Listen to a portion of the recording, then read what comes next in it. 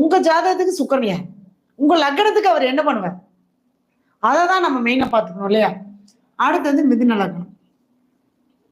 மிதுன லக்னத்துக்கு புதன் மட்டுமே ஆட்சியா இருக்கார். வேற எந்த கிரகமும் அங்க உச்சமாகிறதும் இல்லை, நீசமாகிறதும் இல்லை.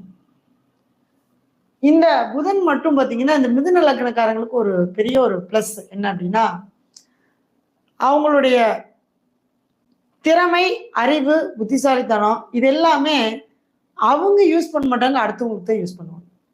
அவங்கள வச்சு நிறைய பேர் அவங்களுடைய திறமையை பயன்படுத்தி ஜெயிச்சிருவாங்க.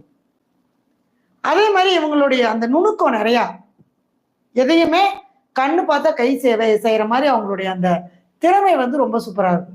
நல்ல நுணுக்கம், நுட்பம், அறிவு, படிப்பு அறிவு கம்மியா இருந்தாலும் அனுபவ அறிவு அதிகமா இருக்கும். ஒரு இடத்துல போய் தன்னை ஃபிட் பண்ணிக்குவாங்க.